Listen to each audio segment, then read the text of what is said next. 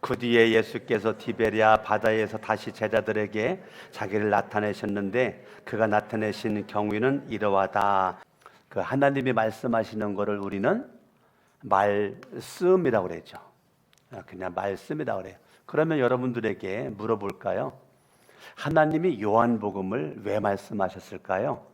요한복음은 21장까지 있는데 요한복음을 왜 주님은 말씀을 하셨을까? 요한복음을 1장부터 왜 썼을까? 요한복음을 왜 요한복음을 말했을까? 요한복음을 말한 목적이 뭘까? 두 가지입니다. 뭘까요? 요한복음을 쓴 목적 두 가지. 20장 31절을 봅니까? 그런데 여기에 이것이나마 기록한 목적, 요한복음을 기록한 목적이죠. 요한복음을 기록한 목적은 여러분으로 하여금 예수가 그리스도요 하나님의 아들이심을 믿게. 자, 요한복음 기록한 목적은 예수 믿으라고. 누구 믿으라고요? 예수님을 믿으라고 요한복음을 기록을 했다. 두 번째는 또 그렇게 믿어서 그의 이름으로 생명을 얻게 하려는 것이다. 자, 예수를 믿음으로 두 번째는 생명을 얻게 하기 위함이다. 그 말은 천국 가기 위해서다. 이것이 요한복음을 기록한 목적 두 가지입니다. 그러니까 요한복음은 사실은 20장으로 끝나도 됩니다. 20장으로 끝나도 요한복음의 기록의 목적은 20장 끝절에 나와 있기 때문에 더 이상 안 써도 되거든요. 근데 그 예수를 누구든지 믿으면 믿음으로 생명, 영생 얻는다.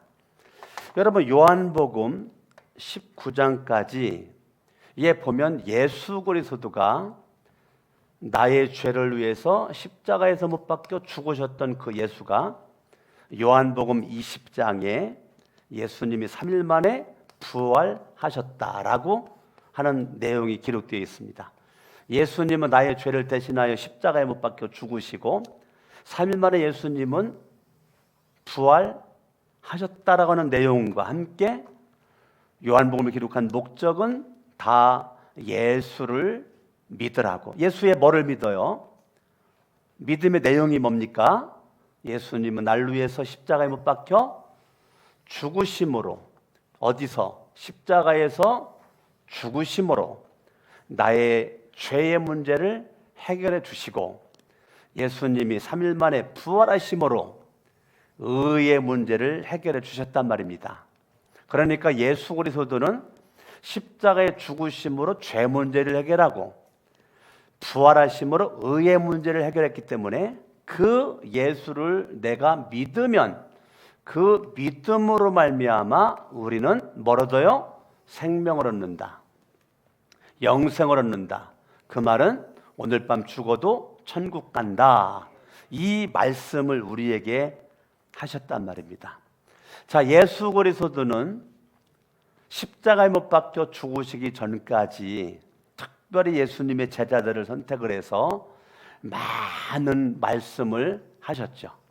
그 많은 말씀을 하신 그 예수 그리스도가 그분이 말씀하셨던 대로 죽으시고 살아나셨죠. 이미 요한복음 21장까지 두 번 나타났거든요. 십자가에 죽었다가 부활하신 예수가 두 번씩이나 나타나서 예수 그리스도의 제자들을 만나 주셨단 말입니다. 그럼에도 불구하고 예수님의 제자들의 모습이 21장에서 어떻게 나오느냐면 1절을 보죠. 그 뒤에 예수께서 디베랴 바다에서 다시 제자들에게 자기를 나타내셨다. 지금 21절은 예수 그리스도가 디베랴 바다에서, 디베랴 바다는 추억이 있는 자리죠. 뭐가 있는 자리예요? 예수님과 추억이 있는 자리죠. 디베랴 바다에서. 그러니까 예수 그리스도가 십자가에 죽었다 부활하신 예수가 두 번 나타났는데 지금 이제 세 번째 나타나는 거거든요. 요한복음 21장은 세 번째 어디서 나타납니까? 디베랴 바다에서 다시라는 것은 몇 번째? 세 번째 제자들에게 자기를 나타내셨다. 십자가에 죽었다 부활하신 예수가 추억의 장소 디베랴 바다에서 예수님이 다시 나타나셨다는 거죠. 나타났을 때 예수님의 제자들은 예수님이 십자가에 죽기 전 힘없이 끌려가서 매 맞고 피 흘리고 고통당하시고 십자가에서 죽었을 때 그렇게 예수님을 믿고 따랐던 수많은 예수님의 제자들은 예수님과의 그런 추억 있는 관계 이거를 다 망각해버리고 내가 생각했던 예수가 아니야, 내가 바라봤던 예수가 아니야, 예수 의지해도 소용없어, 예수 믿어도 소용없어, 자기들 생각대로 과감하게 예수를 믿는 것을 거부를 하고 그들은 다시 예수를 만나기 전의 모습으로 돌아갔단 말이에요. 다시 옛사람으로 돌아갔다는 말이에요. 옛사람으로. 분명히 예수를 만나서 그들은 새 사람이 됐는데 그들은 예수가 십자가에 못 박혀 죽으신 그 예수 더 이상 따르지 않고 옛사람으로 돌아가 가지고 그들은 예수가 없는 인생을 지금 살고 있단 말이에요. 예수가 없는 인생. 그러니까 그들이 예수 안에서 생명이 있고 영생이 있고 천국이 있는데 자기들 생각대로 예수가 보이지가 않아, 나타나지 않아, 내가 생각했던 예수가 아니야. 그러니까 과감하게 믿음 저버리는 거죠. 옛사람으로 돌아가는 거죠. 그들 마음속에 얼마나 내 마음이 공허할까요? 여러분 3년 동안 예수에게 나름대로 생명 걸었는데 지금은 예수를 등지고 살아가는 예수가 없는 인생을 살아가는 그들이 얼마나 마음이 공허할까? 얼마나 나름대로 아플까? 나름대로 아프죠. 얼마나 예수님으로부터 받은 마음의 실망감이 그들에게 엄습해오고 그들을 지배하니까 당연히 인생이 끝난 거죠. 좌절하는 거죠. 인생이 어두워지는 거죠. 그들의 마음속에 기쁨이 있었겠습니까? 인생의 슬픔이 그들을 지배를 하는 거죠. 결과적으로는 그들이 지금 살고 있지만 그들의 진짜 마음은 나는 불행한 사람이라고 하는 결론을 내리고 있는 거죠. 여기서 나오는 모든 언어는 자기들도 모르게 그들은 분명히 주님의 제자란 말이에요. 오늘날 주님의 제자들은 누굽니까? 교회 다니는 사람들이죠. 교회 다니는 사람들. 예수를 믿는 사람들이죠. 예수를 믿는 사람들이 주님의 제자죠. 저와 여러분들이 주님의 제자입니다. 왜? 내가 예수를 믿으니까. 그러니까 우리가 지금 교회를 다닌다는 것은 나는 예수를 믿음으로 말미암아 주님의 제자가 되었다라는 거죠. 그런데 주님의 제자로 살며 살아가야 되는데 그들은 이렇게 옛사람으로 돌아가고 이러한 모습 가운데 그들이 말할 때 무슨 말 많이 했을까요? 그들은 더 이상 교회가 아닌 겁니다. 원불교입니다. 원불교. 여러분 원불교가 이게 구원받은 모습이 아니란 말이에요. 여러분 유교 믿어가지고 구원받아요? 불교 믿어가지고 구원받아요? 불교의 이단이라고 그러죠. 원불교를 불교의 이단이라고 그래요. 원불교를. 그러니까 정통 불교인들은 원불교를 인정하지 않습니다. 왜? 불교의 이단이기 때문에. 그런데 교회 안에 이게 원불교인들이 너무 많은 거예요. 지금 절간 간 것이 아니고 교회에 왔는데 예수를 믿는 믿음을 가진 사람들이 입만 열면 분명히 예수 안에 새 사람 돼야 되는데 공허하고 아프고 실망, 좌절, 낙담, 슬픔, 불행한 모습 가운데 원망,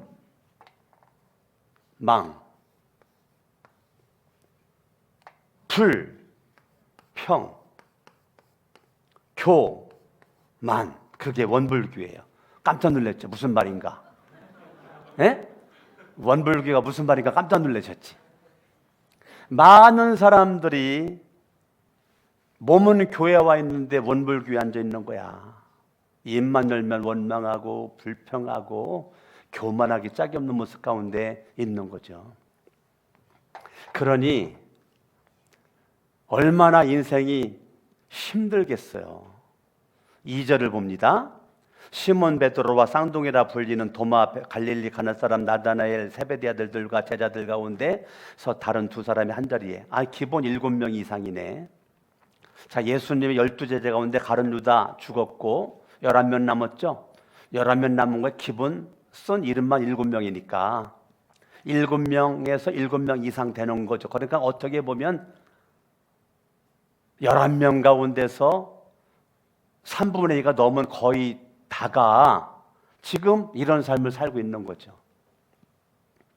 그런 모습 가운데 3절에 보니까 시몬 베드로가 그들에게 말합니다. 나는 고기 잡으러 간다. 나 고기 잡으러 간다. 이거 뭐예요? 옛사람이죠. 분명히 예수님 그랬죠. 마태복음 4장 19절에 나를 따라오너라. 내가 너를 사람을 낚는 어부가 되게 하리라. 나를 따라와. 그동안 너희는 물고기 낚는 어부였지만 이제부터는 사람을 낚는 어부가 되게 하리라. 분명히 예수가 말했는데 봐요. 나는 물고기 잡으러 간다. 이거 뭐예요? 옛사람으로 다시 돌아간 거죠.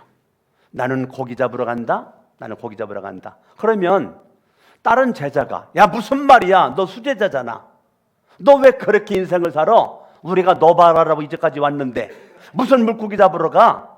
예수가 십자가에 죽었다가 부활한다는 거 말씀하셨기 때문에 그 말씀을 우리가 그때 몰랐지만 우리가 부활하신 예수 분명히 죽었는데 부활한 지 2번이나 만났잖아. 우리 다시 예수님 앞으로 나가자. 나머지 제자들이 그렇게 말해야 이게 정상인데 성경은 뭐라고 말해주고 있느냐면 우리도 함께 가겠소 라고 말하면서 그들은 나가서 배를 타고 고기 잡으러 갔다는 겁니다. 누구 하나 베드로가 생각하고 말하는 것이 잘못됐다라고 지적하는 사람이 없었다는 거예요. 똑같은 베드로와의 생각과 마음을 가지고 똑같이 말을 하는 거예요. 우리도 함께 고기 잡으러 가겠어. 그러면 예수가 3년 동안 생명을 바쳐 훈련시켰던 예수님의 제자들이 지금 다시 옛사람의 모습으로 다 물고기 잡으러 지금 가겠다고 그래요. 얼마나 이게 지금 안타까운 얘기입니까? 성경을 보죠. 3절 끝. 그러나 그날 밤에는 고기를 한 마리도 잡지 못하였다. 이게 슬픈 겁니다. 베드로나 많은 제자들이 함께 으쌰으쌰거리고 물고기 잡으러 간다라고 지금 길을 나섰는데 그날 밤에는 고기를 한 마리도 잡지 못하였다. 밤새도록이죠. 왜냐하면 4절에 보니까 이미 동틀 무렵이 되었으니까 밤새도록이죠. 밤새도록 그물을 내리고 그물을 내려봤지만 여러분 고기가 많이 잡히는 것도 기적이지만 밤새도록 어떻게 한 마리를 못 잡냐고. 그거 기적입니다. 기적은 양극에 있습니다. 많이 잡히는 것도 기적이지만 한 마리도 못 잡는 것도 기적입니다. 그러면 그 생각해 보셨어요? 어떻게 한 마리도 못 잡을 수가 있을까? 그러면 이거는 있을 수도 없는 거죠. 그러면 누군가가 한 마리도 못 잡을 수 있도록 누군가가 영향력을 행사할 수도 있는 거죠. 아니겠습니까? 많이 잡은 것도 기적이지만 한 마리도 못 잡은 것도 기적이거든요. 그러면 봐요. 예수님이 십자가에 죽었다, 부활했다. 두 번이나 예수님 말씀 들었고 부활의 주님을 만났잖아요. 그런데 예수님의 제자들은 십자가에 죽었다는 것과 부활하신 것 가지고 안 변한 거죠. 지금 안 변했죠. 안 변했어요. 자, 여러분들이 예수님이 나의 죄를 위해서 십자가에 죽었다 하도 많이 듣다 보니까 이제 머리에 딸딱 암송이 됐어요. 막 교회 나와가지고 매 듣는 게 그 얘기니까, 아, 예수님이 죽었어, 그냥 지식으로만 알아. 예수님이 살아났어, 지식으로만 알아.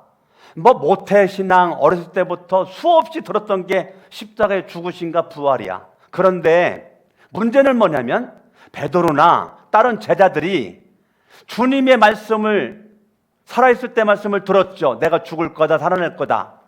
근데 그 말씀대로 이루어졌죠. 그럼에도 불구하고 안 믿어. 부활의 주님을 결정적으로 만났죠. 두 번이나. 그럼에도 불구하고 안 믿어. 오늘날 수많은 사람들이 교회를 다니고 예수를 믿는다라고 여기 앉아 있는데, 십자가 예수가 죽었어, 말 잘해. 3일 만에 예수가 살아났어, 말 잘해. 근데 중요한 거는 옛사람으로 살아. 변하지 않는 옛사람으로 살아. 여전히 예수 믿기 전과 똑같이 공허해. 인생이 어두워.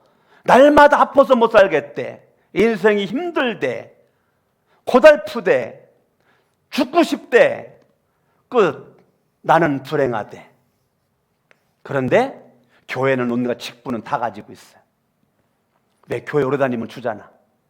온갖 직분은 다 가지고 있는데 정작 내 속은 결론 불행. 죽어서 천국 갈지는 몰라도 지금 지옥의 인생을 살아가고 있는 거죠. 지옥의 인생을 살고 있는 모습. 날마다 교회는 예수가 왕이고 예수가 주인이고 하나님이 역사하는데, 원불교, 그러니까 날마다 귀신이 역사하고 사탄이 역사하고 마귀가 역사하고, 사탄 마귀 귀신들에 끌려다녀. 원불교니까. 교회가 돼야 되는데, 하나님 역사는 주인공이 돼야 되는데, 여러분, 그러면 원인이 뭡니까? 왜 그러나 그날 밤에는 고기를 한 마리도 잡지 못했습니까? 왜 그랬습니까? 이유가 뭡니까? 아니, 십자가 죽음 알고 있고 부활 알고 있는데 왜 그들은 지금 빈배의 인생입니까? 빈배의 인생. 왜 그럴까? 이유가 뭘까? 이유는 딱 한 가지입니다. 성령의 역사입니다. 뭐의 역사라고요? 분명 20장에서 그랬잖아요. 예수가 성령을 받으라. 예수가 그랬잖아요. 제자들에게 20장에서 성령을 받으라. 근데 제자들 관심 없잖아요. 관심 없잖아요. 성령을 받으라. 부활하신 예수가 한 말이에요. 성령 받으라. 성경을 봅니다. 20장 22절. 20장 22절. 읽습니다. 시작. 이렇게 말씀하신 다음에 그들에게 숨을 불어넣으시고 말씀하셨다. 뭐라고요? 성령을 받아라. 부활하신 예수가 성령을 받아라 라고 말씀하셨단 말이에요. 근데 관심 없어. 관심 없어. 관심 없어. 여러분들이 예수 그리스도를 믿는다는 거, 성령으로 하지 않고는 예수를 믿을 수가 없어요.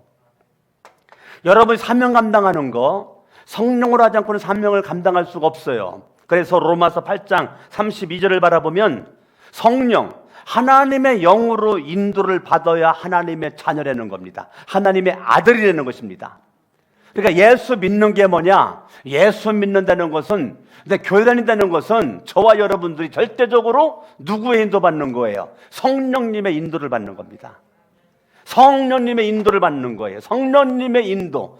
성령님의 인도, 성령님의 강력한 역사하심이 있어야 죽으심이 믿어지고 부활이 믿어지고, 옛사람이 아니고 옛사람을 십자가에 못 박아버리고 저와 여러분 교회에서 뭐예요? 새 사람 된 모습 가지고 인생을 살게 되는 것입니다. 아멘. 옛사람이 변하여 죄와 사망의 법에서 생명과 성령의 법으로 말미암아 죄사함 받은 변화받은 새 사람의 모습으로 새인격의 모습으로 그런 중 누구든지 그리스도 안에 있으면 새로운 피조물이라 이전 것은 지나갔으니 보라 새 것이 되었도다. 여러분들이 교회 안에 있는데 옛사람은 빨리 십자가에 못 박고 새 사람들의 인생을 우리가 살아가야만 되는 것이죠.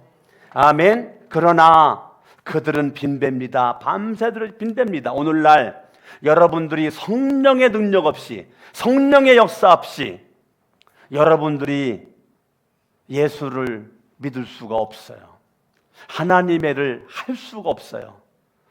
여러분들이 성령의 능력 없이 목자, 목녀, 목부, 사명 감당할 수 없어요.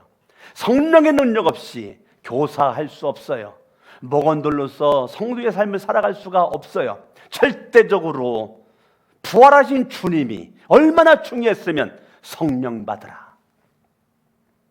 성령 받으라. 얼마나 그게 중요했으면 성령 받으라. 근데 오늘날 우리들은 관심 없어요.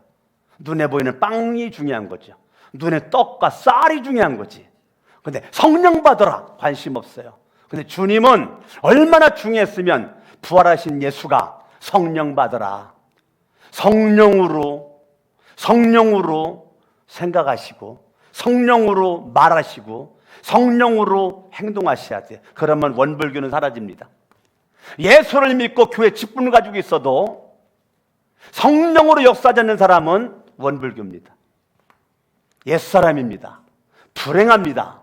그러나 예수가 왕인 주인공, 성령님의 인도받는 사람들은 새 사람된 모습 가지고 날마다 행복한 삶을 살게 되는 거죠. 새 사람의 결론은 나는 행복한 거죠. 내가 예수를 믿기 전에는 눈에 보이는 것 때문에 감사했고 행복했다면 예수를 믿음으로 달라진 것은 새 사람이 달라진 것은 뭐냐면 로마서 4장에 구약의 인물 다윗이 나오는데 다윗은 내가 죄사함 받은 것이 행복하다라고 말했습니다. 죄사함 받은 것이 행복가 되는 거예요. 이게 얼마나 멋진 고백입니까? 많은 사람들이 세상적이고 정욕적이고 물질적인 모습 가지고 감사거리를 찾는데 다윗은 나는 가진 것 때문에 감사하지 않고 죄 사함 받은 것으로 감사하다. 이 감사의 차원이 다르잖아요. 감사의 차원이. 감사하다. 여러분들 앞으로 153일 동안 감사 대행진을 할 터인데 153일을 여러분들이 어떻게 보내는가는 여러분 자신들의 결단에 달려져 있습니다. 어떻게 153일을 아무것도 없는 기적을 만들어내는 주인공에서 153마리의 큰 물고기가 찢어지지 않는 그물에 가득 찬 모습의 인생을 살아갈 것인가는 오늘 이 시간 여러분들이 어떠한 결단을 하는가가 이제 내일부터 시작 발걸음이 달라지는 것입니다. 성경을 한번 보실까요? 4절 이미 동틀 무렵이 되었다. 그때에 예수께서 바닷가에 들어서셨으나 제자들은 그가 예수이신 줄을 알지 못하였다. 예수가 안 보여. 예수는 다가왔어요. 예수는 지금 다가왔어요. 예수님은 바로 내 옆에 있어요. 그런데 예수가 안 보여. 원불교는 예수가 안 보입니다. 원불교는 예수가 안 보여요. 예수가 안 보이니까 원망불평 교만 속에서 인생 헐떡거릴 수밖에 없는 거죠. 새 사람 된 사람은 예수가 보여요.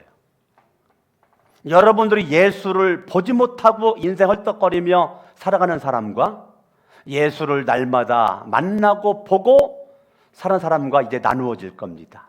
여러분들이 이왕이면 예수를 못 보고 살아가는 자가 아니라 예수를 보고 5절에 보니까 그때에 예수께서 제자들에게 물으셨습니다. 얘들아 무얼 좀 잡았느냐? 저는요 5절 보면 좀 제가 웃음이 나와요. 여러분 베드로가 나이가 많을까요? 예수님이 나이가 많을까요? 예? 베드로가 나이가 많죠. 예수님보다 많죠. 다른 제자들도 많겠죠. 물론 적은 사람도 있었겠죠.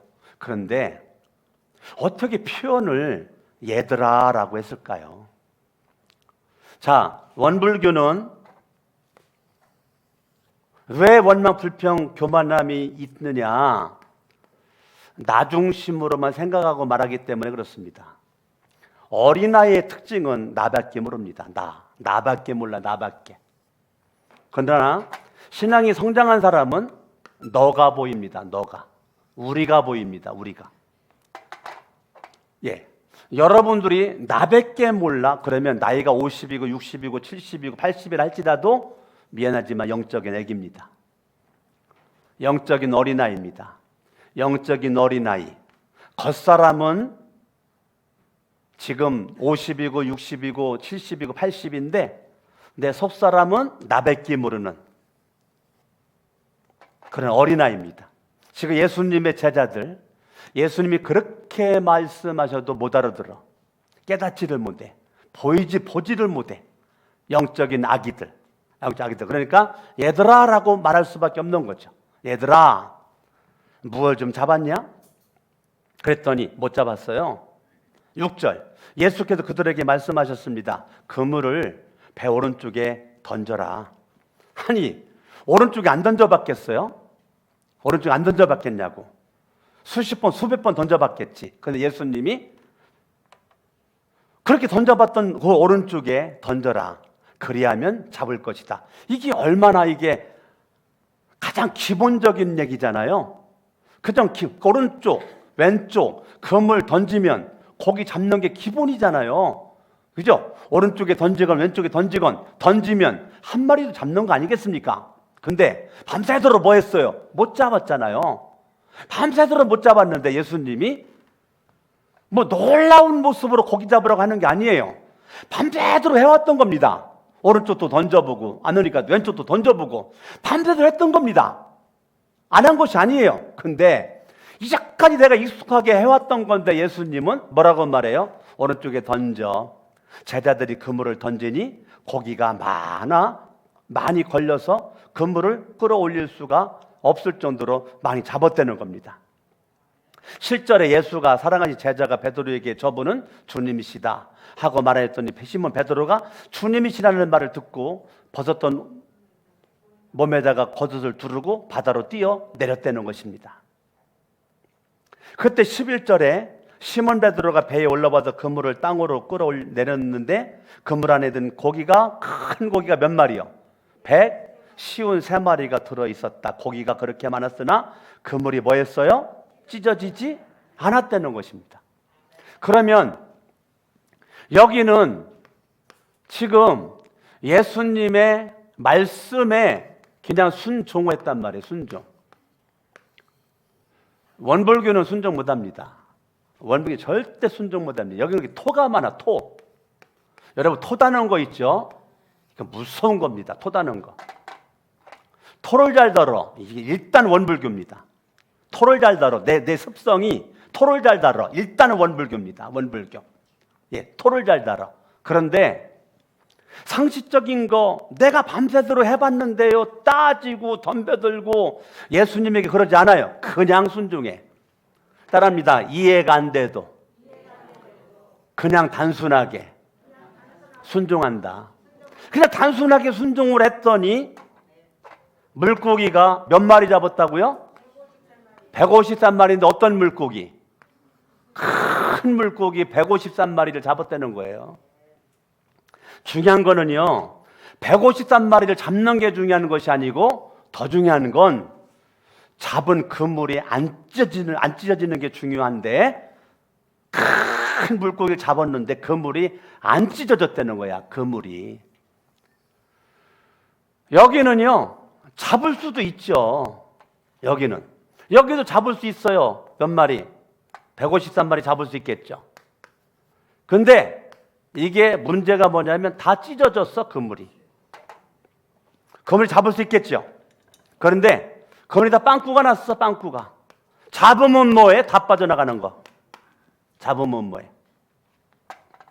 원불교 잡을 수 있습니다. 그런데 다 빠져나갑니다. 미안하지만 잡는 게 중요한 것이 아니고요, 잡는 그물이 찢어지지 않아야 되는데, 오늘날 왜 여러분들이 예수를 믿는데 왜 이렇게 자꾸 내가 인생 헐떡거리냐? 그물 찢어져서 그래요.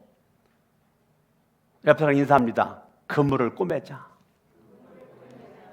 여러분, 내가 열심히 밤새도록 고기를 잡을 수 있어요. 153마리 잡을 수 있는데 잡았다고 되는 것이 아니라 아침에 봤더니 한 놈도 없어. 왜? 밤새도록 153마리 잡았는데 왜 없어요? 다 찢어져 가지고 다 빠져나갔어, 고기가.